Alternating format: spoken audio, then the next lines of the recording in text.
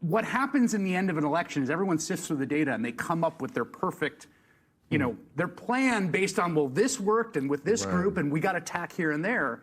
And what politics about is a certain point is like innovation and communication. You got to come up with new stories and new ways of telling this Ken Martin guy, he said something I've heard Democrats say a lot. We didn't get our message out. Maybe I'm paraphrasing, but that's it. And I've said this before to Democrats. No, you did. That's the problem. Yeah. You did get your message out, and people don't like the message. I don't understand how delusional the Democratic Party can be. You got Pelosi claiming that they did not lose, right? You saw in the intro, that's that guy. He looks familiar. I think he's a host for MSNBC. You already know where this is going. And Bill Maher, common sense kind of called out the Democratic Party. I always hear Democrats didn't get their message out enough. No, they did, and people didn't like their message. And it's this type of retroflexion that Democrats can't seem to do. They can't seem to do like, hey, maybe we're the bad guy in this situation. You remember that? You remember it's a movie somewhere where the guy like, are we the bad guys? Democrats have not woken up to that yet. And it shows with this conversation with Bill Maher. It's baffling to me how these people, I don't understand how a party with underwater approval ratings, only 31% of Americans have a favorable opinion of the Democratic Party. Yet they defend institutions where majority of our kids are lagging behind. According to the National Report Card, 69% of fourth graders and 70% of eighth graders aren't proficient at reading. That's only 3 out of 10 school-age children learning to read soundly. When students can't read at grade level, it significantly hinders their other academic learning. This is what Democrats are defending. This is Democrats' message. Donald Trump says, let's dismantle this useless, worthless Department of Education. Democrats go, no, who's going to manage the education of children? Oh, Donald Trump doesn't want kids to read. But kids are not learning how to read right now.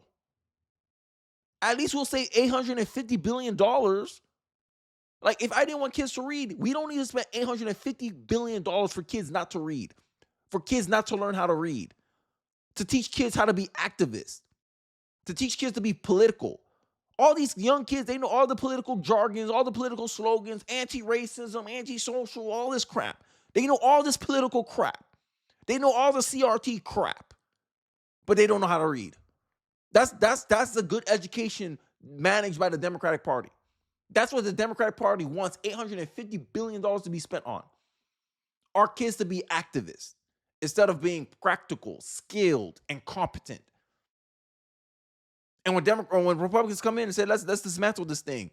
No, you don't want kids to read. Yeah, we don't want your kids to read political crap. We don't want your kids to think that there's more than two genders. Yes, we don't want your political ideology being taught to our children. Because at the end of the day, the reason why the Democrats defend the Department of Education is that, as a typical leftist socialist always sees it, our children are our futures. And they want our kids to be brainwashed, essentially, with left-wing ideology. And they see the Department of Education as a good way of filtering that ideology throughout our education system. This is why they fight so hard for social-emotional learning, which makes you think in an empathy framework. They always want to push these trendy educational things where it has no track record of working. They get your kid primed to think in a certain ideology. Then when they hit them with, love, kindness, love, or silence is violence, when they hit all these emotional slogans, they'll know it's effective. They're priming our kids for left-wing ideology.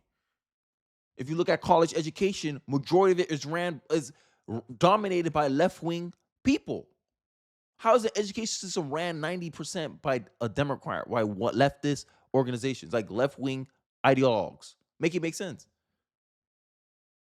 Because leftists and socialists always know he who controls the children controls the future, and they're trying to control the future of the country with our children. This is why they push climate change stuff on our kids. This is why, if you look at the stats of people affected by climate anxiety, it's overwhelmingly young people. Because this is what they've been taught in our education system. And this is why I think many conservatives, such as myself, are against political ideology being in our schools. if we're not allowed to teach religion in our schools, it is my view that you should not be able to push political ideology in schools. That's just my thoughts. Let me hear yours in the comment section. But before then, I want to show you an example of the messaging Democrats push and why it's extremely unpopular, starting with this focus on white supremacy. Let's take a look. It's about making sure that there is white supremacy in this country. And if we're honest, we will say that. It is about making sure we will make sure that people who DEI is really all these code words. You used to use woke. I asked you to define what woke meant. You couldn't really define it for me. Tell me what it means again. Woke ideology is taking extreme views of American culture and trying to tear down America from the inside out and go outside of our cultural norms and invade every corporation, university, and other institutions. What is DEI? That's incorrect. Tell me that's incorrect. But what is DEI? Tell me again. Diversity, equity, and inclusion, and trying to guarantee outcomes instead of guarantee opportunity. Trump's cabinet looks like DEI. I was speaking. If I could just finish. I do want us to not get off the rails because she just said we're all white supremacists. We got to address this, don't we? Saying a whole swath of voters and saying they voted because they're racist or misogynist, not I didn't because say their pocketbook. Those weren't my words, yours. But go ahead. Okay, but you said it was about white supremacy. I said it was Democrats about white will supremacy. keep losing if they do that. All the voters were white supremacists, but it's not about eggs. She said it was about pocketbook issues. It's not about pocketbook issues. You don't think people were at all motivated by the state of the economy? Of course they were. Absolutely. But yes, and you're smart enough to know yes, and yes, they were upset about pocketbook issues. And they're also upset about what people are. They do have an opportunity, but we're treated to sort of similar comments to what Kerry made tonight about race, white supremacy, all of Trump's ideology and people and voters and everything. It's all about white supremacy. This was rejected in the election. Democrats ran this was the animating thing of the Harris campaign, and it was rejected. Okay. Was it? And I am constantly shocked at what you're not aware of, which is Donald Trump's performance. I'm constantly shocked at what you're not aware of. I don't know. I tend to be more right about it than you are. But the reality is, he did better. He did better among minority voters than any Republican in a half a century. Yeah, and he seemed to be totally unaware of it. But it's also true. But if you're going to come out and call half the country a white supremacist, I think you've got to explain it. I didn't say the country. I said this was about white supremacy because what he ran on was making America great again, which is another code word. You like to say woke. But you're saying the election was about white supremacy. I'm saying what Trump was about was making sure he stays that. It's not even. Yeah, see, stuff like that is what I think that was the messaging, right? You saw it. Carrie Champions, a sports analyst. I used to watch her a lot when I was so into basketball, right? On these panels, whatever. And she tries to do this thing, blame misogyny, blame racism. She didn't say that, but that's essentially what it is. It's everybody's fault. Americans didn't really care about pocketbook issues. But then when you ask a Democrat, okay, what was Kamala Harris's solution to these pocketbook issues? What was her solution to inflation? This is this. Okay, why didn't she do this during the campaign trail? Why didn't she do it? Because she was in power currently. She could have done something about inflation. Why she didn't do it? It was about pocketbook issues, but you don't want to acknowledge that, and instead you deflect and you try to make it about something else, something outside of Democrats' control. It's because she was a woman that people didn't want to vote for her. It's because of white supremacy. Make America great again is code word for racism. Okay. DEI is a code name for racism. Wokeness is code name for racism. She's asked, what's your definition? What is the definition of wokeness? Weaponized empathy for Democrats' end. That's it. You weaponize people's empathy. You gaslight them to accept discrimination. Open discrimination. That's what DEI is. Open discrimination. But you wonder why people are tired of messaging like end racism. Obvious crap. It's insinuating that people are racist when the majority of this country isn't racist. Majority of people in America don't care about race. But who cares about race the most? Democrats. They divide people by demographics. They exclude people out of conversations merely because of the color of their skin, merely because of their gender. To a Democrat, if you're a man and you talk about abortion, you're not allowed to talk about that because you no womb, no opinion. Make it make sense. But it takes two to hear. It takes two to make a kid. But I guess to the Democratic Party, it only takes one to kill a kid. But I digress. That's just my personal take on things. I want to talk about this conversation with Bill Maher that you got a little snippet of, and the messaging. We already did a video on this, but the messaging here is Maher also conceded that Trump is probably right about scrapping the Department of Education, taking notice that it's not like our kids are getting smarter. The public is aware of the mismanagement, the improper payments. What about the Department of Education? Now, I don't know that much about it, but I've never read good things. Yeah. Rahm Emanuel, who I agree with on almost everything, here was a quote. He said, "A third of 8th graders can't read, and now he wants to close the department." And I thought, that's probably why they can't read, or at least partly. I mean, the numbers keep getting worse and worse and worse. And I don't know if the Department of Education is anything but, I mean, it doesn't really, I don't know what it does, except take money. It's sort of a middleman.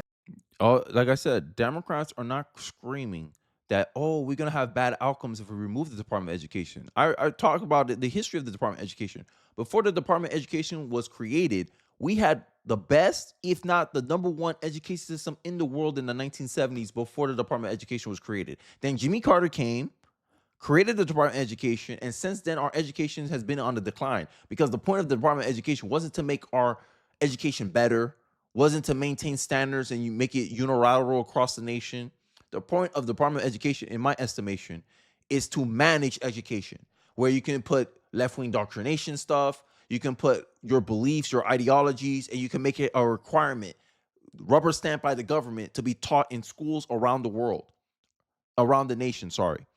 So if you want your kids to learn about transgenderism, go to the Department of Education, say, make some BS justification for it, and you push it. Oh, we need people to be more open-minded. We need people to be more tolerant, and then you teach your crap.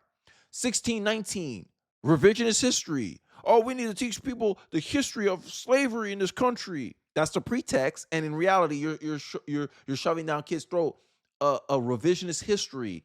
Why, man? All men are created equal. That was on the Constitution. That's what America was founded on.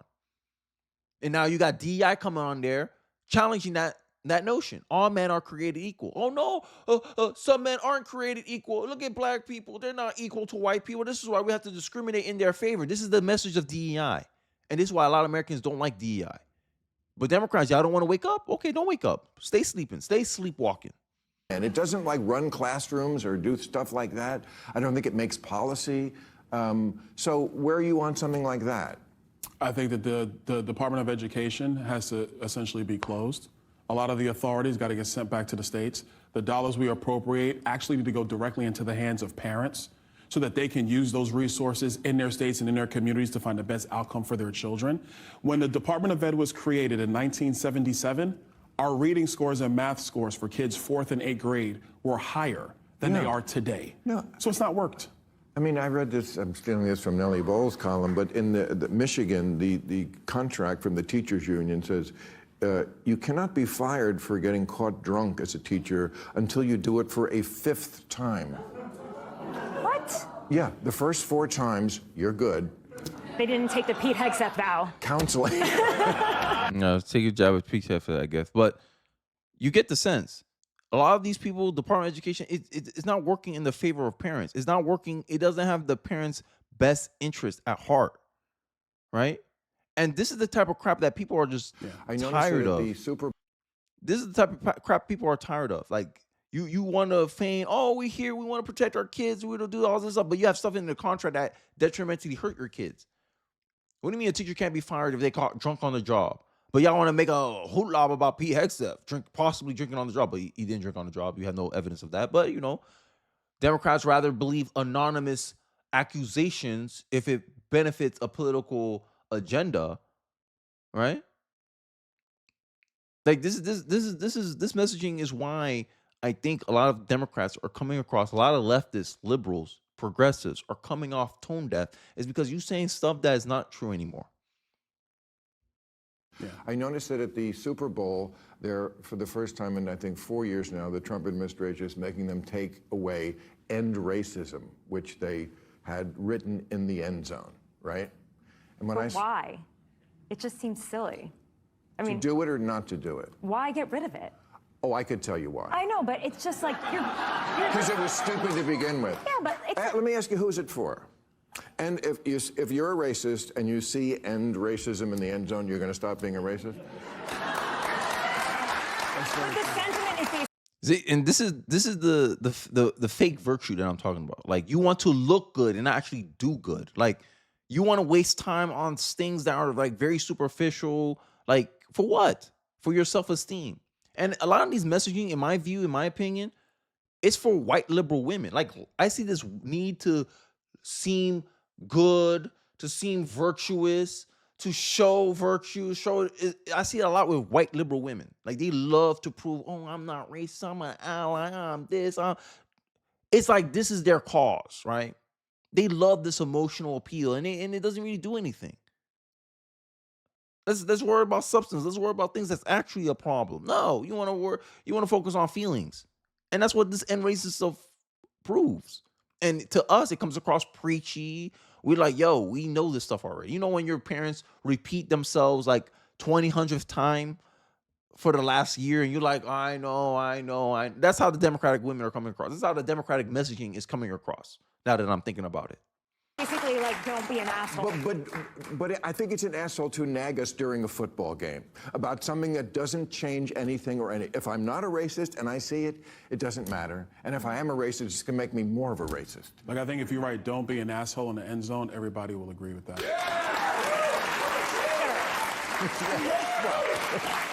The problem is, we all think the other guy's an asshole. And no one thinks they're a racist. That defeats the purpose. I get where it's coming. Virtue signaling doesn't end racism. It perpetuates it. I agree. Virtue signaling doesn't end racism. It perpetuates it. Hey, true words can never be spoken, bro. Y'all pushing every issue there. Y'all take the opposite of Trump. Y'all end up losing. I want to dismantle the Department of Education because we spent $850 billion on a failing school or a failing process, and I want to put it back to the states. Democrats are fighting against that. Democrats say that if you dismantle the Department of Education, it will hurt our kids. Our kids won't know how to read. But our kids right now, if everything stays the same, 3 out of 10 of them only know how to read. Make it make sense. Only 30% of our kids know how to read. If the system, nothing changes. If you want something different, you have to change something. You have to change something. You can't keep things the same. But Democrats are fighting to keep things the same. This is why everyone said 2024 was a change election. And when Kamala Harris said, I will not do anything differently than Joe Biden, every American says, yup, that's why I've been trying to find out about you, if you're going to be something different than Joe Biden or not, and you were not. But instead of blaming her for that, they want to blame sexism, racism, white supremacy, racism, all their typical alibis and excuses. And Americans are not buying it anymore. Look at Donald Trump's approval rating. Highest as it ever been, 53% approval rating for Donald Trump. For Donald Trump. For Donald Trump. Like, liberals, y'all need to wake up. Democrats, y'all need to wake up. Because it doesn't serve the American people for you guys to be such a delusional, uncommon sense party. It doesn't. It might benefit you, your constituents, your party. Maybe that's what it is. Maybe y'all love virtue signaling so much. Maybe y'all love looking good instead of actually being good. Because when you talk about end racism, I don't hear you talking about how DEI is racism. How DEI is racism under new management. But y'all thinking about, oh, we need to end racism. Oh, look at us, we need to end racism. But conservatives, people in the middle, we see you guys as racist. Oh, look at these people. They think black people can't do nothing for themselves. That they need a special program like black people are handicapped or something. That's how I take it as a black person. I'm insulted when someone thinks I need DEI to be successful in my life. I'm insulted. Me, who speak proper English, know how to read at grade level since he was born? Joke. My mom taught me how to read at 6. I need DEI to be successful in life. You put me in any skin color, and I think I'll still be in the same position I am today, working the same job I'm working today, because I believe I got my outcomes because of the actions and the decisions I made in my life. And the only reason I have different outcomes than another black person is because I made different decisions compared to another black person. That's it. That's the only thing that separates me and another black person. The decisions that we take. But white liberals, liberals will say, oh no, it's because of racism. It's because of the way you were born, Kenny. Your outcomes were set. Then I must have black privilege because I never been denied a loan. 26 years old. I own a house.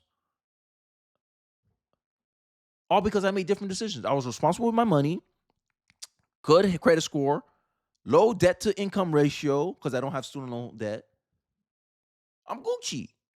No. Oh, Kenny, in the 1960s, they used to reject black people. I'm like, I was born in the 1960s. Last time I checked, it's 2025. So you want me to judge America where it was, or you want me to judge America where it's at? And I think liberals need to wake up and judge America where it's at and stop pretending that America is still what it was in the 1990s, in the past. That's what end racism really means for a liberal. Wanting to look good, but instead of actually being good. You want to look good. Oh, look, we're protesting in the name of the American people. But actually doing good is, hey, look, you got to call out all these corrupt spending stuff. This stuff is useless for the American people. These stuff don't serve the interests of the American people. They don't want to call it out. They just want to look good instead. And I think that perfectly encapsulates the Democratic Party. The party that's all about looks and branding, all about virtue signaling and no substance. They want to look like they're competent, but actually they're incompetent. All you have to do is look at them. Look at the reaction to Donald Trump. Highest approval ratings in his career. You don't think you need to switch something up, Democrats? Okay, stay the same. Insanity is doing the same thing over and over again and expecting a different result. But Democrats, you know what's best for your party. I digress. Let me know your thoughts in the comment section below. Do you agree with my sentiments? Disagree with my sentiments? I'd like to hear your thoughts in the comment section below. Don't forget to like, comment, subscribe. Share this video if you feel so inclined. And I'll catch you guys on the next one. Peace.